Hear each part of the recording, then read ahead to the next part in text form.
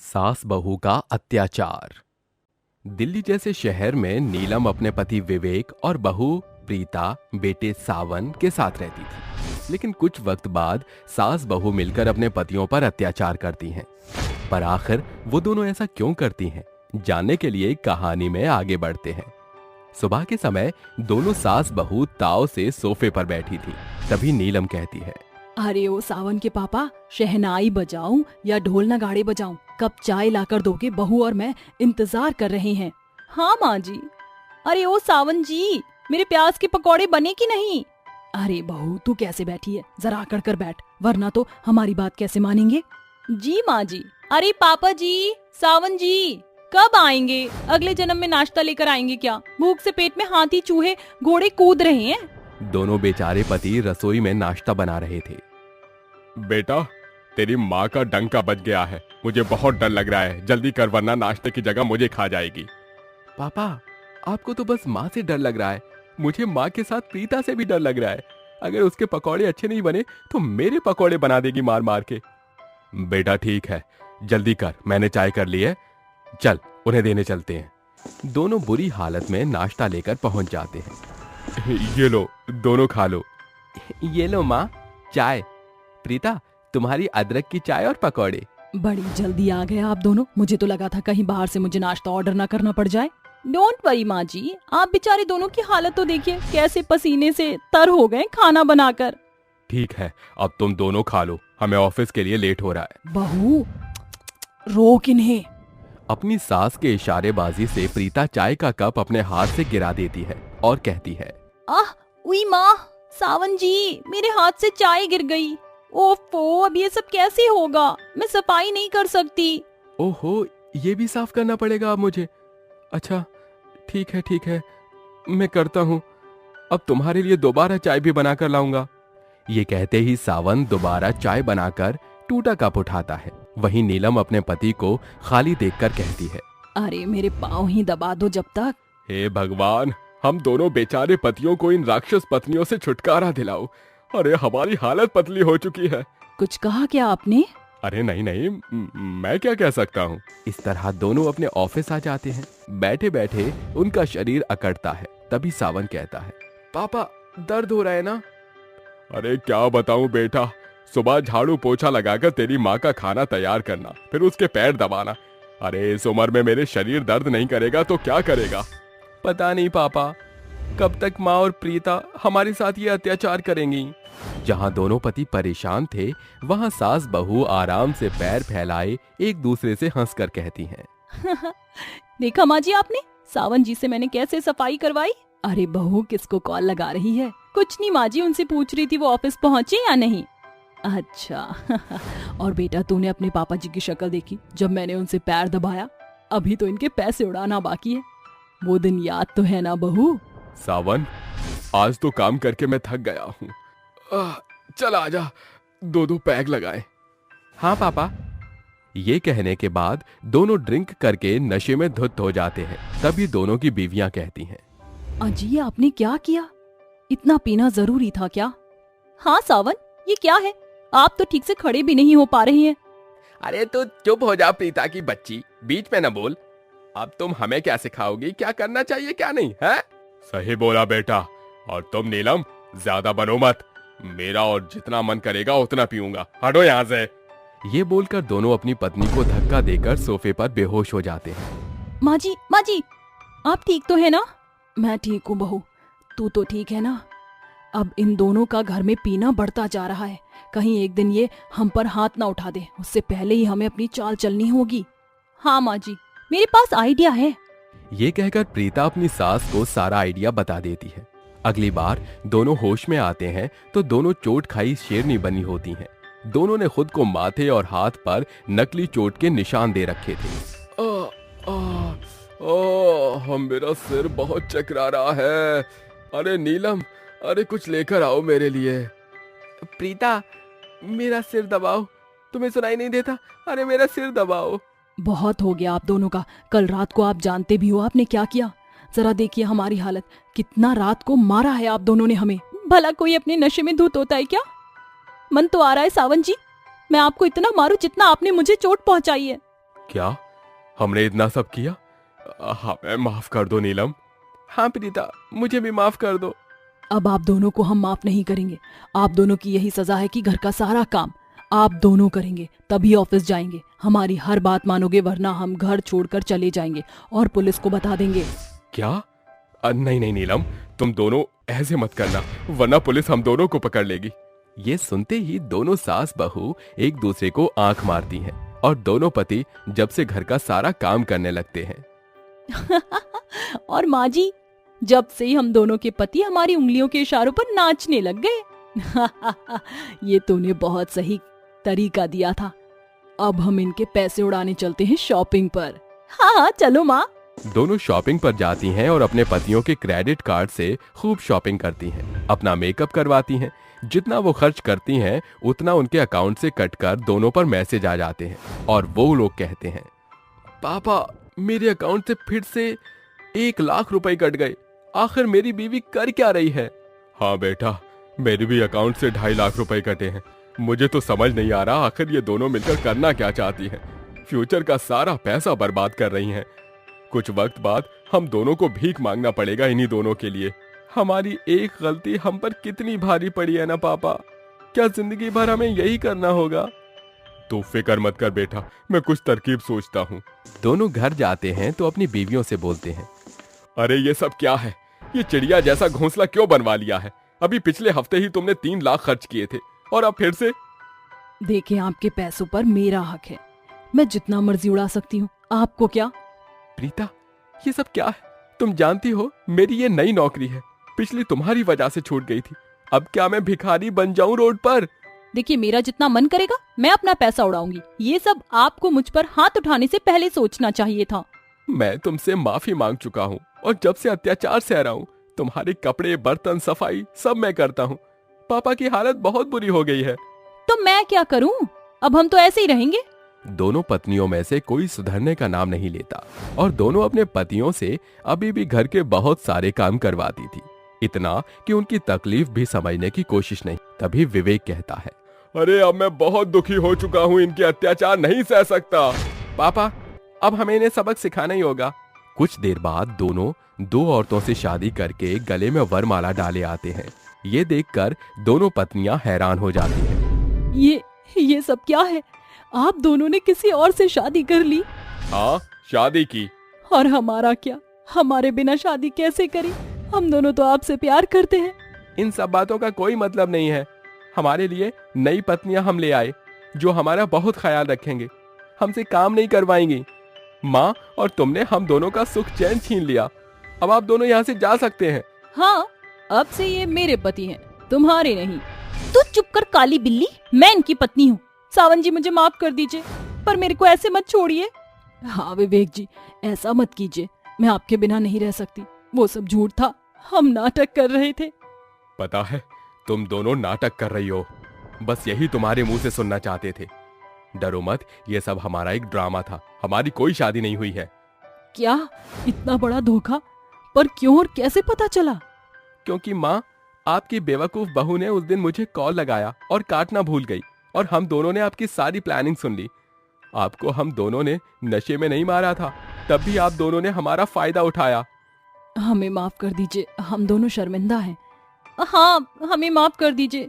हमें डर था कि कहीं नशे की धुत में आप हमें मारे ना, इसलिए हमने ऐसा किया। दोनों की बात सुन उनके पति उन्हें माफ कर देते हैं, जिसके बाद दोनों पति पीना भी छोड़ देते हैं और खुशी खुशी अपने पतियों के साथ वो रहने लगती हैं। गरीब पति की 5 पत्नियां। पंकज अपनी माँ कौशल्या के संग हरिपुर गांव की सीमा में रहा करता था। उसके पास एक ठेला था जिस पे वो श्रृंगार का सामान धरकर गांव-गांव में बेचा करता था। खटिया पर पड़ी कौशल्या खांसते हुए कहती है, पंकज बेटा, कल तुझे देखने खातिर रिश्ते वाले आएंगे, तुझे याद तो है ना? माँ, मेरे ब्याह की जिद आप छोड़ क्यों नहीं देती? अरे किस बेटी का बाप मुझ गरीब से अपनी बेटी को ब्याहना चाहेगा? ऐसा कहकर पंकज अपना ठेला लिए रवाना हो जाता है, जिसके पीछे से कौशल्या चिंता भरे रुझान से कहती है, अरे ये गरीबी मेरे बेटे के ब्याह में अड़चन बन बैठी है। सोचकर ही मन कचोटने लगता है कि मेरे जाने के बाद ये पहाड़ जैसा जीवन जाने मेरा बेटा कैसे काटेगा। हे उमापति, इस सावन के पावन महीने में मेरे बेटे का भी जोड़ी बंधन लगा देना प्रभु। पंकज ठेला लेकर उबड़ खाबड़ रास्ते से आगे बढ़ते हुए कहता है, ये पहाड़ का रास्ता पार करना एकदम सरहद पार करने जैसा प्रतीत होता है, मगर फिर पेट पालने के लिए मुझ गरीब के पास इसे पार करने के सिवा दूजा कोई चारा भी तो नहीं। एकाएक उसकी नजर सड़क के बीचों बीच से जा रही 5 लड़कियों के ऊपर से जाती है जो अपनी ही धुनी में बढ़ी जा रही थीं। एक ट्रक को आता देख जैसे पांचों पीछे की ओर सरकती हैं तो उनका पांव फिसलने के चलते वो खाई में जा गिरते हुए कहती हैं, अरे कोई मदद करो, हमें बचाओ, अरे कोई बचाओ वरना ये खाई में निकल जाएगी। पंकज आगे बढ़कर एक एक करके उन्हें बाहर निकालता है। तुम्हारा बहुत बहुत शुक्रिया। दरअसल हम 5 बहनें पहाड़ी बाबा से भेंट करने आए थे। ये शिप्रा, मानवी, साची, धानी और मैं करुणा। तुम्हारा परिचय? मुझ गरीब का नाम पंकज है। साज श्रृंगार का सामान बेचकर गुजारा करने भर कमा लेता हूँ। तुमने हमारी जान बचाई है, चाहो तो हमारे संग बाबा के पास चल सकते हो। वो सभी एक संग बाबा के पास आती हैं, जहाँ अंतर ध्यान हुए बाबा को देख शिप्रा होड़ में आकर कहती है, बाबा देखिए हम अपने संग किसे लेकर आए हैं। जो है उसे आपसी साझेदारी से 5 बहनें आपस में बांट लो। एकाएक बाबा की आंखें खुलती हैं और करुणा कहती है, बाबा आपने ये क्या कह दिया? पुत्री, अब ये मानव ही तुम 5 बहनों का जीवन संगी है। ये मेरी नहीं, स्वयं शिव शंभू की स्वेच्छा है। मगर बाबा, मैं गरीब एक साथ 5 पत्नियों का भार कैसे उठा पाऊंगा? आज अगर रास्ता सुकड़ा है तो कल सुनहरा भी होगा। जाओ और अपनी 5 पत्नियों के साथ नई जीवनी बसाओ। पंकज गांव के मंदिर में बड़े ही साधारण तौर से उन 5 से ब्याह रचाकर उन्हें घर लेकर आता है। माँ, आज से 5 आपकी बहू हैं। पंकज होशो हवास में तो है। पंकज अपनी माँ के सामने सारी वारदात बयान कर देता है और फिर, अरे ये सतयुग का दौर नहीं, कलयुग का है। पंकज इस घनघोर गरीबी के बीच 5 पत्नियों का पेट भर पाएगा तो? ये सुनकर पंकज की 5 पत्नियां कहती हैं, सासू माँ, हम 5 बहनों ने आपसी साझेदारी से अपने सिंदूर को बांटा है। हम सौतन बनकर नहीं, सहेली बनकर रहेंगी। उनका प्रेमपूर्ण रुझान देखकर कौशल्या के भीतर शांति पड़ जाती है। शुरुआती दिनों में पंकज और उसकी 5 पत्नियों का शादीशुदा जीवन 4 दिन की चांदनी सा रहता है, मगर कौशल्या के स्वर्गवास के साथ मानो अंधेरा छा जाता है। मैं सामान लेकर दूसरे गांव जा रहा हूँ, सांझ तक लौट आऊंगा। पंकज ठेला लेकर बाजार चल पड़ते हैं, मगर उस दिन सावन उस पे बुरा कहर ढाता है। बरसाती आसमान की ओर निहारते हुए पंकज कहता है, बरसात तो जैसे मुझ गरीब पर बाढ़ के जैसे छा गई है। एक पैसे की कमाई नहीं हुई। जाने आज अपनी 5 पत्नियों का पेट कैसे भर पाऊंगा।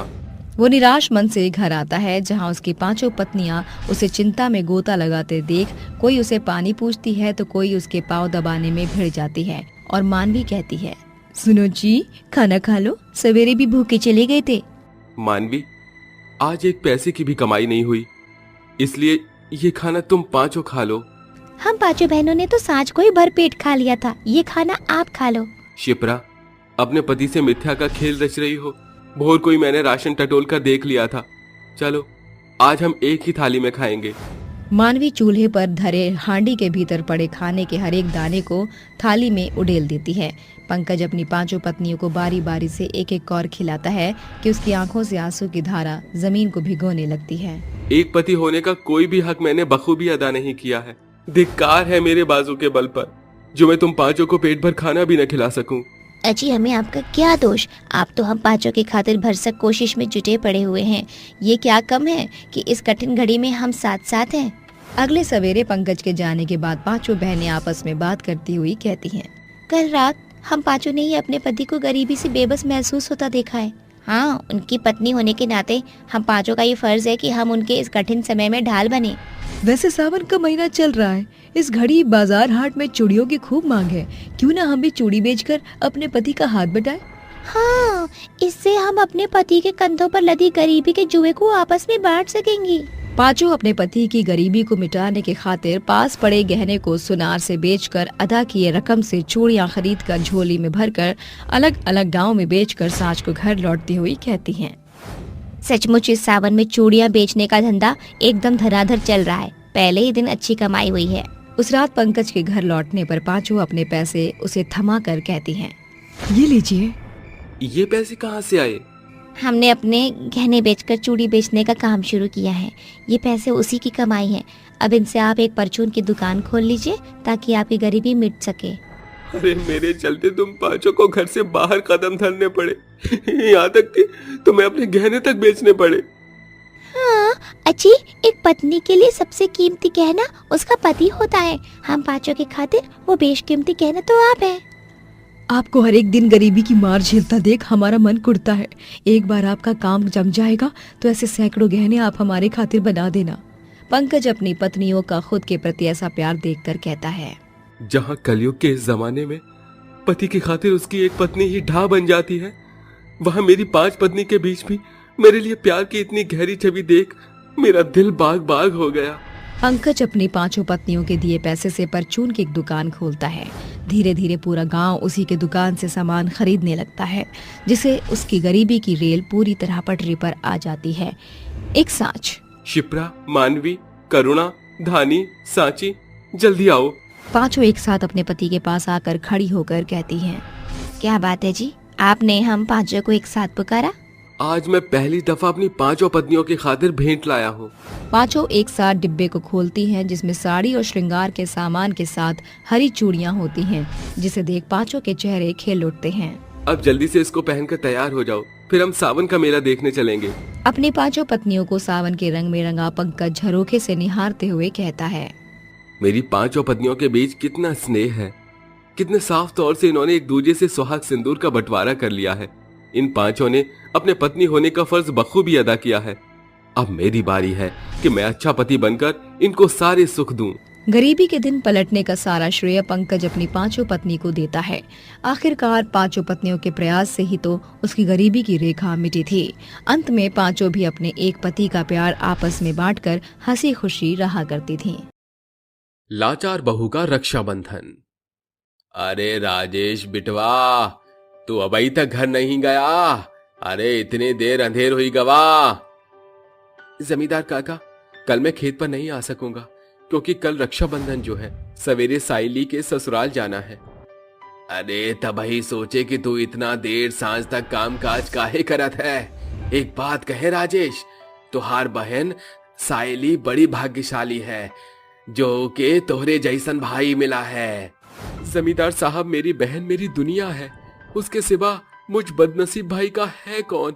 माता पिता का साया सिर से बचपन में ही उठ गया। तुम भाई बहन एकदम कृष्ण और द्रौपदी के समान हो, तभी तो सुरेमनपुर तुम्हारे भाई बहन के रिश्ते की बखान करते नहीं थकता। राजेश देर रात खेत का काम खत्म करके थका मंदा घर लौटता है। अगली सुबह पूरे गांव में राखी के त्योहार की चहल पहल थी। हर एक छोर में राखी के लोकगीत चल रहे थे। राजेश तैयार होकर साइली के ससुराल को रवाना हो जाता है। कुछ घंटे बाद वो बलिहार पहुंचकर कहता है, पहली बार साइली के ससुराल जा रहा हूँ। उसका बड़ा भाई होने के नाते मैं ऐसे छूछे हाथ नहीं जा सकता। वो झट से अपनी जेब टटोल कर बहन के लिए एक सुंदर सी बनारसी साड़ी और सुहाग के सामान संग मिठाई खरीदकर सायली के ससुराल में कदम रखता है। साइली! भैया आप आ गए? कब से आपकी ही बाट जो रही थी। अरे बहुत सुंदर लग रही है मेरी बहन, तेरी खुशियों को किसी की नजर न लगे। तभी सायली की सास ममता राखी की सजी धजी थाली लेकर आते हुए कहती है, अरे सुंदर तो लगेगी ना राजेश बेटा, आखिर सजाया भी तो सास ने है। पाए लागू माँ जी। जुग जुग जी बेटवा, सवेरे से निर्जला उपवास धरे बैठी है भाई की खातिर। आज बहू बनकर नहीं, बहन बनकर रक्षाबंधन की रीत खुलकर निभा बेटिया। हाथ आगे बढ़ाओ भैया। सायली अपने भाई राजेश की कलाई पर राखी बांधकर उसके माथे पर अक्षत कुमकुम का तिलक लगाकर आशीर्वाद लेकर गीत गाती है। भैया मेरे राखी के बंधन को निभाना, भैया मेरी छोटी बहन को ना भुलाना, भैया मेरे ये नाता तुमको है निभाना, भैया मेरे राखी के बंधन को निभाना। राखी की रीत पूरी हुई भैया। तुम दोनों भाई बहन बातें करो, मैं जलपान का प्रबंध करती हूँ। सदा सुहागन रहे मेरी बहन। ममता जानबूझकर दोनों भाई बहन को बात करने के लिए एकांत में छोड़ देती है। मेरी बहन, तू खुश तो है ना? हाँ भैया, मैं बेहद खुश हूँ। महसूस ही नहीं होता कि ये मेरा ससुराल है। कोई बंदिश, कोई रोक टोक नहीं है यहाँ। बहन के मुंह से ससुराल का बखान सुनकर राजेश बीते दिनों की स्मृति में खो जाता है। कुछ 2 बरस पहले की बात है। सुलेमानपुर गांव में रहने वाले साइली और राजेश गरीब भाई बहन एक पुराने छोटे घर में गुजर बसर कर रहे थे। सावन के सुनहरे अवसर के साथ रक्षाबंधन का त्योहार गांव में दस्तक देता है। साइली सुबह सवेरे उठकर घर की साफ सफाई करते हुए गुनगुना रही होती है।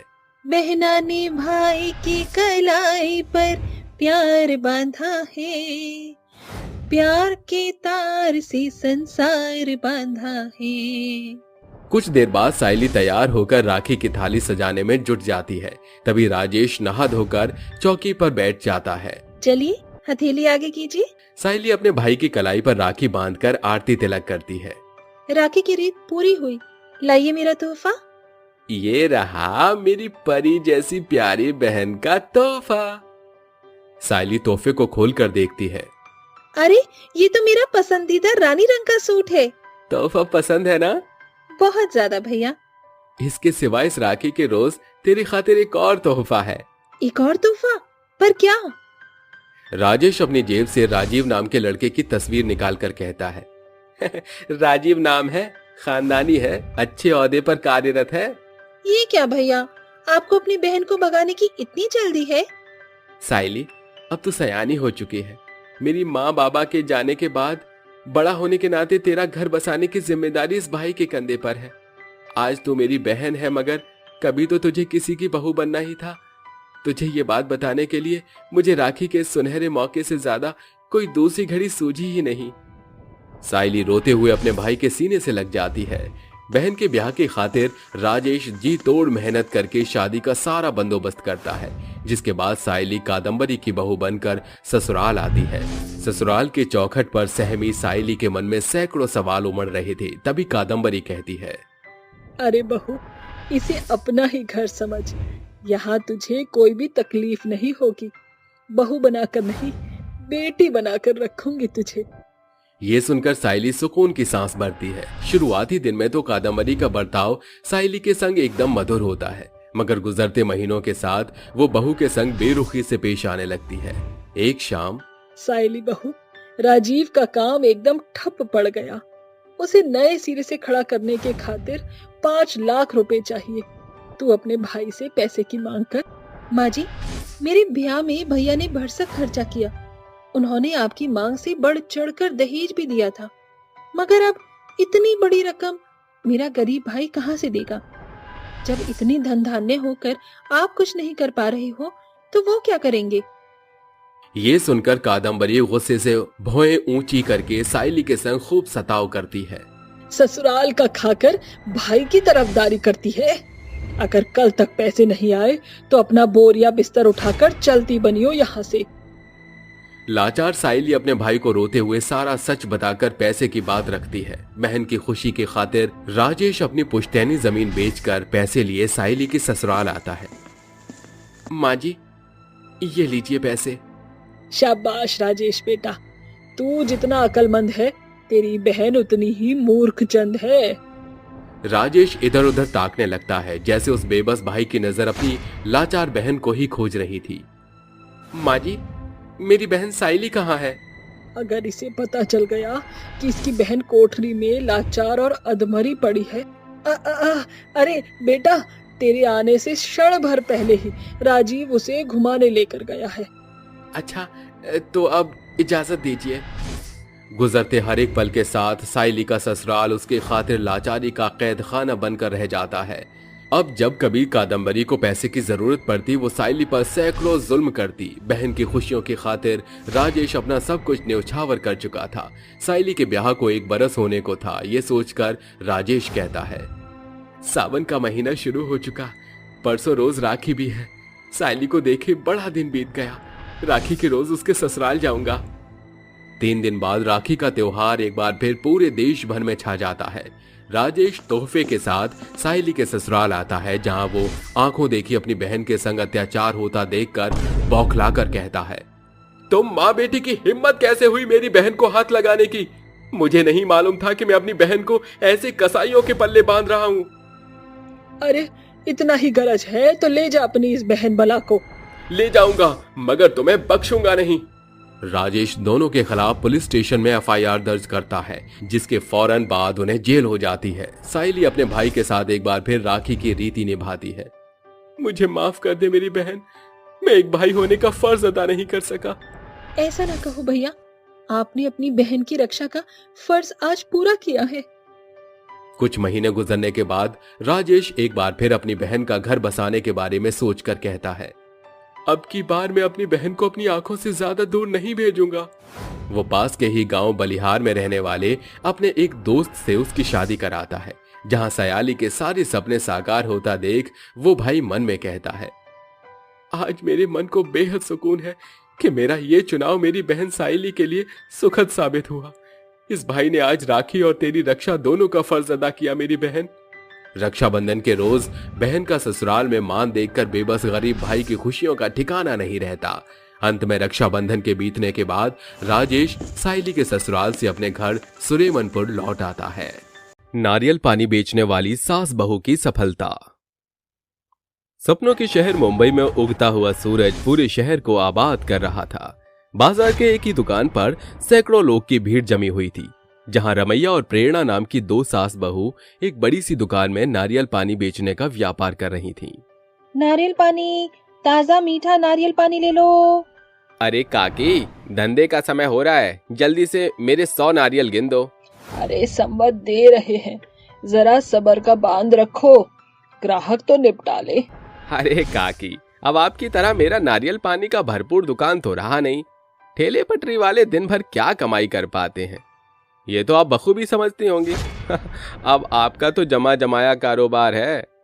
ये ले तेरे 100 नारियल। आज के नारियल लबालब पानी से भरा हुआ है। संवत नारियल को अपने ठेले पर लाद कर फेरी के लिए निकलता है। दूर खड़ा रौनित नाम का शख्स ये सब देख रहा था।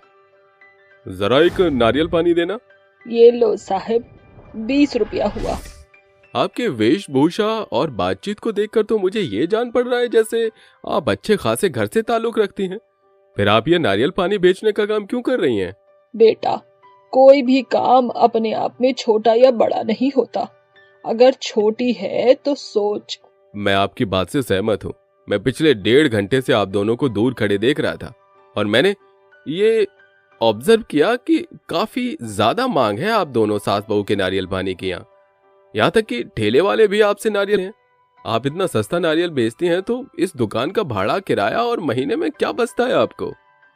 नारियल पानी की दर घटाकर उनकी बिक्री 4 गुनी होती है, जिसे हमको कोई घाटा नहीं होता। हम आसानी से प्रतिमाह इस नारियल पानी की दुकान से लाखों की कमाई करते हैं। दरअसल मैं एक रिपोर्टर हूँ।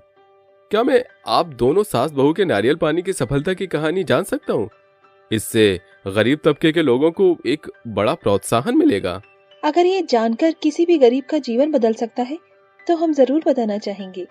हम सास बहू के नारियल पानी के इस बड़ी सफलता के पीछे कड़ा संघर्ष छिपा हुआ है। पति की मृत्यु के बाद रमैया ने अपने बलबूते पर अपने बेटे विराज को पढ़ाया लिखाया। उसकी जी तोड़ मेहनत ने गहरी छाप छोड़ी और विराज को पढ़ाई पूरी करने के बाद बेहतर नौकरी मिल गई। माँ माँ माँ, ये लो मुंह मीठा करो। ये मिठाई किस खुशी में मेरे लाल, और तू आज इतना चहक क्यों रहा है? माँ, मेरी नौकरी लग गई। अब से आपका बेटा सरकारी मुलाजिम कहलाएगा। नौकरी तो आसानी से मिल गई, अब तेरे खातिर छोकरी भी खोजनी पड़ेगी मुझे। क्या माँ, आपको भी मेरी खिंचाई करने के लिए कुछ और विषय नहीं मिला? सरकार की ओर से विराज को एक बड़ा सा घर, गाड़ी, सबकी सुख सुविधा मिल जाती है। कुछ ही महीनों में रमैया प्रेरणा नाम की एक होनहार लड़की से विराज की शादी कर देती है। तीनों खुशहाल जीवन बिता रहे थे, मगर अल्प दिनों के भीतर मानो उनकी खुशियों को ग्रहण लग गया। एक रोज घर लौटते वक्त विराज की एक सड़क दुर्घटना हो गई। वो बुरी अवस्था में घायल पड़ा रहा। कुछ लोगों की सहायता से वो अस्पताल पहुंचाया गया। रोते बिलखते माँ और बीवी भी अस्पताल आई। डॉक्टर, कहाँ है मेरे पति? वो ठीक तो हो जाएंगे ना? देखिए, इनकी हालत बहुत क्रिटिकल है, इंजरीज काफी हैं, इमीडिएटली ऑपरेशन कराना होगा। 20 लाख रुपए काउंटर पर जमा करा दीजिए। डॉक्टर, आप पैसे की चिंता मत कीजिए। दोनों सास बहू पैसे का बंदोबस्त करके अस्पताल में जमा कराती हैं। थोड़ी देर बाद, डॉक्टर, मेरा बेटा कैसा है? कुछ कहते क्यों नहीं? आई एम सॉरी, हम उन्हें बचा नहीं सके। इस कदर दोनों सास बहू पर दुखों का पहाड़ टूट पड़ता है। 10 दिन बाद, माँ जी, अब अन्न का एक दाना भी नहीं बचा। पूरी जमा पूंजी, गहने, पैसे, सब कुछ तो हमने विराज को बचाने में झोंक दिया, मगर वो हमें अकेला छोड़ गया। उसी पल काले पोश पहने हुए एक शख्स उनके घर आकर कहता है, मिसेज विराज सिंह प्रेरणा? जी कहिए। मैं कोर्ट की ओर से आया हूँ। आपके पति की आकस्मिक मृत्यु के बाद उनका पद और ये घर अब किसी और के भागीदारी में जाएगा। आपको फौरन इस घर से निकलना पड़ेगा। वकील साहब, इतना तो सोचिए कि हम बेसहारा औरतें जाएंगी कहाँ? देखिए, कोर्ट को उससे कोई वास्ता नहीं। रहने दीजिए माँ जी, आज के जमाने में कानूनी दलाल जगह जगह मिलेंगे। वो दोनों कपड़े की गठरी लिए समंदर किनारे आ जाते हैं, जहाँ कतार में खड़े सैकड़ों नारियल के पेड़ लहलहा रहे थे। प्रेरणा उन्हें गौर से निहार रही थी। माँ जी, आपने कभी नारियल के पेड़ पर चढ़ाई की है क्या? बहू, यहाँ भूखे प्यासे बैठे हैं, न पेट में एक दाना है, न सर पर छत, और तुझे काम की बात न सूझकर नारियल की चढ़ाई जैसी बातें करके दिन गंवाने का शौक चढ़ा है। माँ जी, अगर हम सास बहू चाहे तो इन नारियल को अपने कमाई का स्रोत बना सकते हैं। हम गांव के रहने वाले हैं, जो पेड़ की चढ़ाई बखूबी जानते हैं। आज रात इन सभी नारियल को तोड़कर हम इससे पूंजी जोड़ सकते हैं। आधी शाम होते ही पर्यटक का आना जाना खत्म हो जाता है और समंदर भी शांत हो जाता है। प्रेरणा चौकन्ना होकर पेड़ पर चढ़कर उन सभी नारियल को तोड़ लेती है। कल ये नारियल पानी हमारे सफर को तय करेगा। पंछियों के चहचहाट के साथ सवेरे पर्यटकों की तामझाम शुरू होती है। सास बहू एक नारियल के पेड़ की छांव में बैठकर नारियल पानी बेचने लगते हैं। ताजा मीठा नारियल पानी ले लो, नारियल पानी पियो और बीमारियों को दूर भगाओ। अरे ओ नारियल पानी वाली, जरा जल्दी से 2 नारियल पानी देना। ये लो मीम साहब, सास बहू स्पेशल नारियल पानी। कितना हुआ? 50 रुपए मेम साहब। समंदर की लहरों का मजा लूट रहे पर्यटक थके मंदे उन सास बहू के पास आकर नारियल पानी खरीदकर प्यास बुझाते हैं। बढ़ते दिन के साथ उनकी कमाई 2 गुनी हो जाती है। अब वो एक भाड़े का घर खरीद कर वहाँ गुजर बसर करते हैं। माँ जी, अब हमारे पास इतना दाम तो जुड़ चुका है कि हम एक ठेला खरीदकर आसान तरह से नारियल पानी बेच सकते हैं। मगर बहू, समंदर किनारे हमारे नारियल पानी की बिक्री चल पड़ी है। प्रतिदिन कितने ही पर्यटक हमसे नारियल पानी खरीदते हैं। क्यों ना हम में से एक जना समंदर किनारे पर्यटकों से नारियल पानी बेचने का व्यापार करे और एक ठेले पर नारियल पानी की फेरी करे, तो कमाई हमारी दुगनी होगी। सास बहू 2 भागों में बंटकर नारियल पानी बेचना शुरू करती है। जहाँ रमैया भोर की पहली किरण को समंदर तट पर नारियल पानी बेचती, तो वहीं प्रेरणा रिहायशी इलाके में नारियल पानी बेचने लगी थी। सास बहू के नारियल पानी ले लो, ताजा मीठा लबालब नारियल पानी ले लो, सस्ता नारियल पानी ले लो। अरे ओ नारियल पानी वाली, जरा ठहरो तो, नारियल पानी पिला देना, और हाँ, मलाई वाला नारियल पानी देना। जी जरूर, ये लीजिए, 50 रुपए जोड़ा। सुनो, कल से हर दिन मेरे घर 2 नारियल पानी दे जाना। सास बहू की कड़ी मेहनत उन्हें सफलता की सीढ़ियों पर पहुंचाती है। नारियल पानी की कमाई से उन्होंने एक आलीशान घर खरीदा और बचे हुए पैसे से समंदर किनारे नारियल पानी की बड़ी दुकान खोल ली। माँ जी, अब से हम सास बहू नारियल पानी का दाम घटाकर उन्हें बेचेंगे। उससे ठेले वालों को मंडी की भीड़ का सामना नहीं करना पड़ेगा। हाँ, और उनका जो समय बचेगा उसे उनकी कमाई पर अच्छा असर होगा। आप दोनों सास बहू की कभी ना हारने वाली बुलंद सोच ने ही आपके नारियल पानी के छोटे से व्यापार को बुलंदी के मजबूत शिखर जितनी सफलता दी है। वो रिपोर्टर उनकी इस सफलता की खबर को अखबारों की सुर्खियों में दर्ज कराता है, जिसे सास बहू का नारियल पानी की दुकान और ज्यादा पहचानी जाने लगी थी। माँ जी, यकीन करना मुश्किल है ना कि कल तक जिस सास बहू को गली के लोग नहीं जानते थे, आज उन्हें सारा शहर जानता है। इस सफलता के पीछे हम सास बहू की एकता जो छुपी है। इस कहानी से हमें ये सीख मिलती है कि कोई भी काम छोटा बड़ा नहीं होता। अगर करने वाले की लगन सच्ची हो तो सफलता खुद ही उनके कदम चूमती है। जो नारियल पानी बेचने वाली सास बहू की सफलता की ये कहानी साफ तौर से दर्शाती है। जादुई सोने की कंघी। अलका एक बेहद ही सुंदर लड़की थी। उसका सुंदर नया नक्श, गोरा चिट्टा चेहरा और लंबे घने बाल उसकी खूबसूरती में चार चांद लगाते थे। वो अपने माता पिता मुग्धा और रसिक के साथ रामपुर गांव में रहा करती थी। आज सवेरे जैसे ही उसकी आंख खुली तो उसके बिछौने के चारों ओर बाल बिखरे हुए थे। ये बिस्तर पर इतने सारे बाल कहाँ से आए? वो जैसे ही अपने बालों में हाथ फेरती है, बहुत सारे बाल उसके हाथों में सिमट आते हैं। ये मेरे बाल इतने ज्यादा कैसे झड़ने लगे? माँ, जल्दी आओ। अलका की माँ मुग्धा उसके पास आकर कहती है, अरे अलका, ये क्या बला है? तेरे बालों का ये हाल? अलका आंसू बहाते हुए शीशे में खुद को निहारती है, जहाँ उसके आधे से ज्यादा बाल झड़ चुके होते हैं। ये देख अलका माता पिता के संग अस्पताल पहुंचती है, जहाँ डॉक्टर उसके बालों की भली भांति जांच पड़ताल करता है और मुग्धा डॉक्टर से पूछती है, डॉक्टर साहब, यूं अचानक अलका के बाल झड़ने का क्या कारण है? देखिए, आपकी बेटी को एलिप्सिया नामक बीमारी है। इस बीमारी में व्यक्ति के सिर के बाल भारी मात्रा के साथ झड़ने लगते हैं और व्यक्ति गंजेपन का शिकार हो जाता है। डॉक्टर, मेरी बच्ची को बालों से बेहद लगाव है। कैसे भी करके आप मेरी बेटी के बाल सही कर दीजिए, वरना सच जानकर उसका बुरा हाल हो जाएगा। पैसे की परवाह मत कीजिए, हम अपनी प्यारी बच्ची के बालों की बीमारी के इलाज में भरसक खर्चा करेंगे। देखिए, बात पैसे की नहीं, दरअसल अब तक इस एलिप्सिया बीमारी का कोई भी इलाज नहीं आया। आई एम सॉरी, हम कुछ नहीं कर सकते। डॉक्टर और मुग्धा के बीच चल रही बात अलका के कानों में पड़ जाती है। गुजरते दिन के साथ अलका के सिर पर गंजापन छा जाता है। बेटी के बालों के पीछे उसके माता पिता सारी जमा पूंजी झोंक देते हैं, मगर अलका के बाल नहीं आते। रोजाना की तरह आज जब अलका कृष्ण की पूजा करने मंदिर आती है तो उसकी सखी सुचिता कहती है, ये देखो, हमारे गिरधर की गंजी गोपी आ गई। बड़ा गुमान था इसे अपने लंबे घने केश पर। अब इस गंजे भेष के साथ सारा गरूर टूटकर बिखर गया होगा। ऐसा सुनकर अलका रोती बिलखती घर लौट आती है, जहाँ मुग्धा कहती है, मना किया था ना, मत जा मंदिर, फिर क्यों गई बिटिया? जाने इसके बालों के चलते और क्या देखना बच गया है। इसके बाल ने हमको कंगाल बनाकर धर दिया। सारी धन संपत्ति चली गई, फिर भी इसके बाल नहीं लौटे। जाने कौन करेगा हमारी इस बिना बाल वाली बेटी से ब्याह। इस पर अलका अपने आप को कमरे के भीतर बंद करके बिछौने के बगल में धरे भगवान श्री कृष्ण की मूर्त के सामने दहकती हुई कहती है, क्यों मुरली मनोहर, मेरे बालों की बलि लेकर क्या मिला आपको? केश के बिना एक लड़की का रूप चाहे कितना भी सुंदर क्यों न हो, वो अधूरा ही जान पड़ता है। अलका के आंसू भगवान की मूर्ति को भिगो रहे थे। रोते हुए अलका नींद की गहराइयों में चली जाती है, जिसके साथ भगवान कृष्ण उसे स्वप्न दर्शन देते हैं। जागो अलका।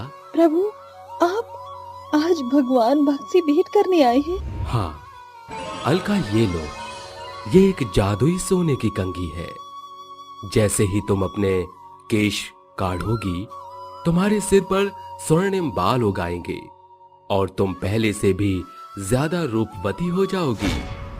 अलका जैसे ही पलकें झपकती है, उसकी आंखें खुल जाती हैं और वो देखती है कि वही जादुई सोने की कंघी उसके हाथों में है। ये तो वही जादुई कंघी है जो कान्हा ने मुझे दी थी।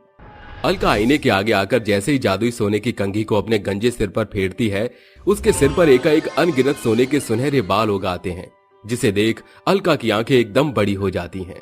सोने के बाल? ये तो सचमुच में जादू हो गया। माँ, बाबूजी, मेरे बाल लौट आए हैं। उसके माता पिता अलका के सोने के बाल देखते हैं और मुग्धा कहती है, सोने के बाल? ये किसका कमाल है? माँ, मेरी मुरली मनोहर ने मुझे ये जादुई सोने की कंघी दी है। इस कंघी से बाल काटते ही मेरे सर पर छाया गंजापन सोने के केश में बदल गया। रुकिए, मैं अभी इस जादुई कंघी का कमाल दिखाती हूँ। ऐसा कहकर अलका उस जादुई कंघी से अपने सोने के बाल काटती है, जिससे उसके सोने के लुभावने लंबे बाल और ज्यादा तेज गति से बढ़कर जमीन को छूने लगते हैं। माँ, जल्दी से मेरे सोने के आधे बाल को काटकर अलग कर लो। मुग्धा अलका के आधे बाल काट देती है और फिर, पिताजी, इस सोने के बाल को आप सुनार से सौदा कराइए, इससे घर की बदहाली खत्म हो जाएगी। रसिक सुनार के हाथ अलका के सोने के बाल बेचकर घर की अवस्था को पहले जितना समृद्ध कर लेता है, जिसके बाद मुग्धा कहती है, बिटिया, अब तो घर की बदहाल और तेरे बाल दोनों लौट आए हैं। अब इस जादुई कंघी का क्या करेगी? माँ, बिना बालों के बेटी के जीवन पर कितना बुरा प्रभाव पड़ता है, इससे हम दोनों वाकिफ हो चुके हैं। अब इस जादुई कंघी से मैं उन लड़कियों और लोगों की मदद करूंगी जिनके बाल नहीं हैं। मुग्धा उस जादुई कंघी को लेकर उसी डॉक्टर के पास आती है। डॉक्टर साहब, पहचाना मुझे? अलका को देखकर डॉक्टर दंग होकर कहता है, अलका? जी डॉक्टर, उस रोज आप मेरी मदद नहीं कर सके थे, मगर आज मैं मुझ जैसे मरीजों की मदद करने आई हूँ जिन्होंने अपने बालों को खो दिया है। मगर ये कैसे मुमकिन होगा? इस जादुई सोने की कंघी से। मेरे सुनहरे बाल भी इसी जादुई सोने की कंघी से लौट कर आए हैं। जादुई सोने की चमचमाती कंघी के किस्से सुनकर डॉक्टर को एक किरण दिखाई देती है। कुछ देर बाद, अलका, ये सभी एलिप्सिया के मरीज हैं। बाल खोने के बाद किसी का मंगेतर उसे छोड़ के चला गया तो किसी के माँ बाप। बाल न बचने के बाद से इन सभी को मायूसी ने जकड़ लिया है। अलका बिस्तर पर पड़ी हुई जादुई कंघी को नैना नाम की एक गंजी लड़की के सिर पर लगाती है, जिसके साथ उसके लंबे घने सोने के चमकदार बाल उगाते हैं, जिसकी चमक से बालों की बची हुई बाकी मरीज भी अलका के पास आती हैं। अलका एक एक करके जादुई कंघी से सभी के बाल काटती है, जिसके साथ सभी लड़कियां सोने के बाल वाली खूबसूरत लड़कियों में बदल जाती हैं। तुम्हारा शुक्रिया, आज तुम्हारे कारण हम सभी के केश उगाए, वो भी सोने के। अरे शुक्रिया मुझे नहीं, इस जादुई सोने की कंघी को कहो जिसने तुम्हें सोने के बाल की बड़ी पहचान दी है। शुक्रिया जादुई कंघी, तुमने हमारे बाल लौटाए। सभी के वहां से जाने के बाद डॉक्टर कहता है, अलका, आज तुम्हारे अथक प्रयास से इन सभी गंजी लड़कियों के चेहरे पर कई महीनों से छाया गम खत्म हो गया। वैसे क्या इस जादुई कंघी से मेरा गंजापन गायब हो सकता है? वो क्या है ना, डॉक्टर होकर भी मैं हेयर ट्रांसप्लांट से डरता हूँ, मगर ये जादुई कंघी तो पल भर में ही सिर पर सुनहरी खेती खड़ी कर दे रही है। हाँ डॉक्टर, इससे आपके सर के अधूरे बाल पूरे हो जाएंगे। डॉक्टर जैसे ही उस जादुई कंघी से अपने सिर के आधे अधूरे बाल काटता है, उसके सिर के सारे बाल सोने के बाल में बदल जाते हैं।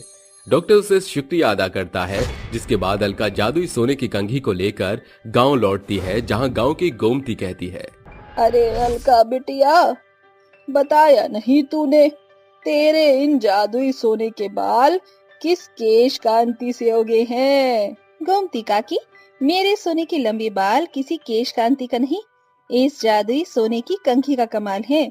ऐसा क्या? तो फिर जरा इस जादुई कंघी को एक बार मेरी बेटी शुचिता के परकटी से लगा दे। अलका सुचिता की जगह जगह छाई गंजेपन बालों से जादुई कंघी फेरती है, जिसके साथ उसके बाल सोने के चमकदार बाल में बदलकर कमर से नीचे लहराने लगते हैं। अच्छा काकी, मैं चलती हूँ। अलका, मुझे माफ कर दो, मैंने तुम्हारे बाल चले जाने पर तुम्हारा कितना मजाक उड़ाया और नीचा दिखाया, मगर तुमने आज मेरी ही मदद की। जो हुआ उसे भूल जाओ और इस सोने के बाल के साथ खुश रहो। इस तरह अलका अपनी जादुई कंघी की कदर करते हुए निस्वार्थ भाव से आगे भी जरूरतमंद की भरसक मदद किया करती थी।